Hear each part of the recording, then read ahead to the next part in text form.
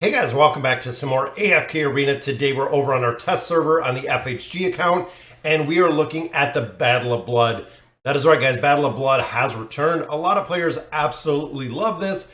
A lot of players absolutely hate this. Now, within here, of course, if you have never played this before, just like they've done with a lot of different events, guys, they have added quests in here. We have kind of daily quests, which we'll go over in just a minute. We also do have the challenge quest. Challenge quests, you can only get the loot one single time. As you can see right here, we'll collect up those. The loot is one single time, but the daily quest, so they are incentivizing a lot more playtime is what I imagine. So you actually do have to go through, you have to play the Battle of Blood on a daily level. This will reset every 24 hours, allowing you access to additional loot. Now, over the entire time, I believe it's up. It says ends in 7 days, 10 hours. So it's been up for about 8 days, but you can get quite a bit of loot. I mean, it doesn't look like with the 6 hours, but you do get a common scroll. If it's over 8 days, you get 8 common scrolls out of there. And you also do get the final chest out of here, guys, which over 8 days can definitely yield you some red chests or some of our Twisted Essence, which are the two best things that I would pick out of here. Because red chests, of course, are super expensive and you need an absolute insane amount of them.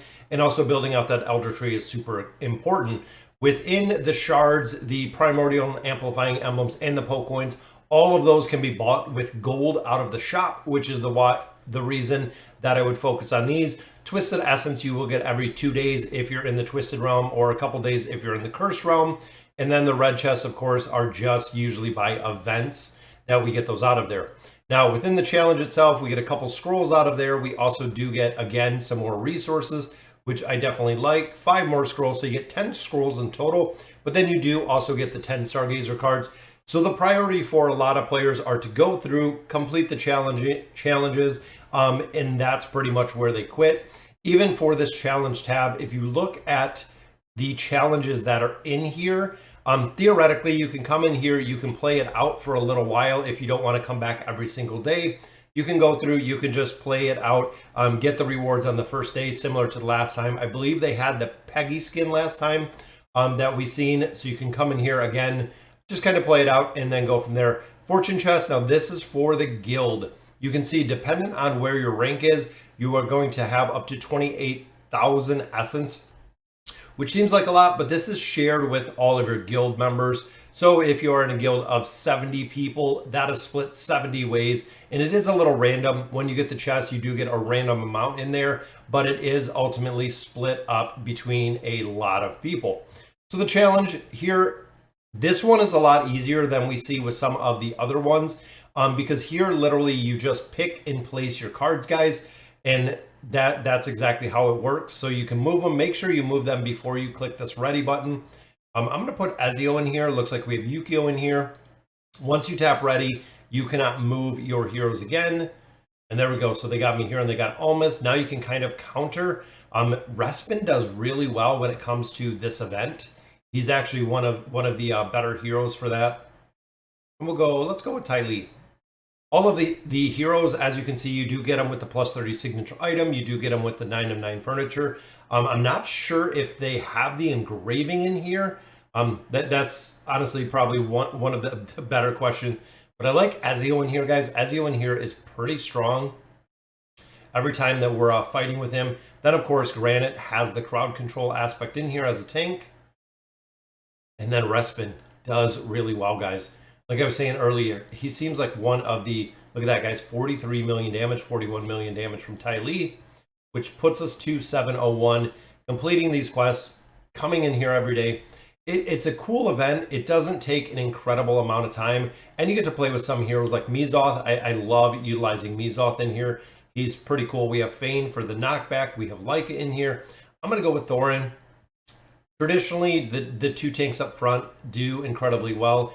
Since we know they're coming, I'm going to go with Fane. Fane I don't really use because he's a hero that I don't have.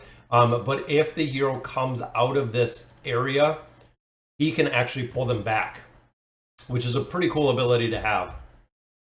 So the enemies that are already in the back will stay in the back, and then he will actually pull everyone. There's his little pushback. And with this crowd control aspect, guys, Fane with Leica does pretty well. Just literally sitting back here in the crowd control. Mizoth has crowd control. And then Leica just burning them down. Nemisu, pretty tough back here. But I like how Fane is built. I like how he works. 67 million there. And then look at the tanks. Fane, definitely the crowd control aspect. Same with Tassie. A very, very big crowd control aspect. Taking us to 611. A lot of players do play this a ton. I've had a lot of guildies that have played this an absolute incredible amount to see. We have Albedo in here, but we don't have any bonuses for any of the other dimensional heroes in here. We do have Leofric in here. Yeah, I don't like my odds with this one. It doesn't look too good with the odds. I know we can play Kren, which works. I know Alero works pretty good. I'm going to go with some crowd control with Leofric, and then I'm hoping some buffs with Mortis. If we can get Kren buffed up, if I can get Saurus buffed up, I feel like this is going to make a big difference in this battle. There we go. We got Kren buffed. The Leofric should ult in a minute. And Kren is so tough to deal with, guys. Even right there, he got all 5 kills. Look at that, 63 million damage. Again, there are specific heroes in here, and they are 60 engraving. I was just thinking about that after the last battle. So everybody does come completely maxed out. And of course, we know with a lot of heroes, that 60 engraving works absolutely phenomenal. And then some heroes, the 60 engraving doesn't have a big impact, which is the reason these battles can kind of be jaded in some fashion, depending on the heroes you choose, or actually the heroes that Lilith gives you within a combination makes a really big difference in there. And this is what it does on the test server, guys.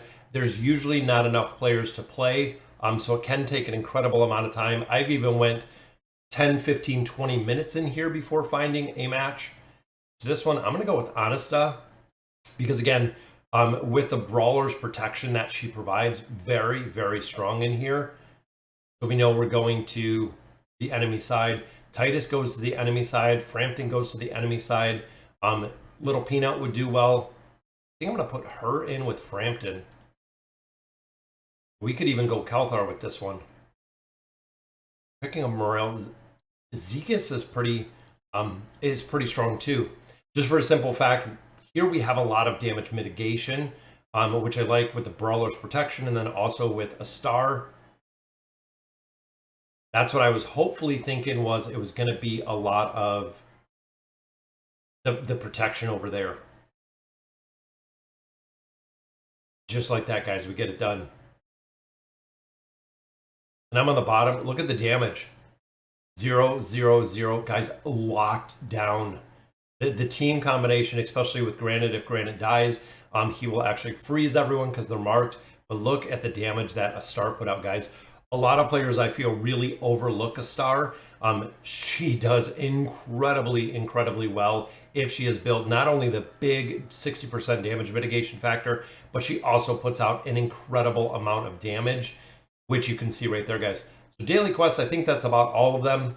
We'll collect up all of our loot. And again, guys, you get this every day. It is the accumulation of loot over every single day that really makes the big difference in events like this. So that'll do it for today's video, guys. Let me know in the comments what you guys think. And as always, thank you guys for watching.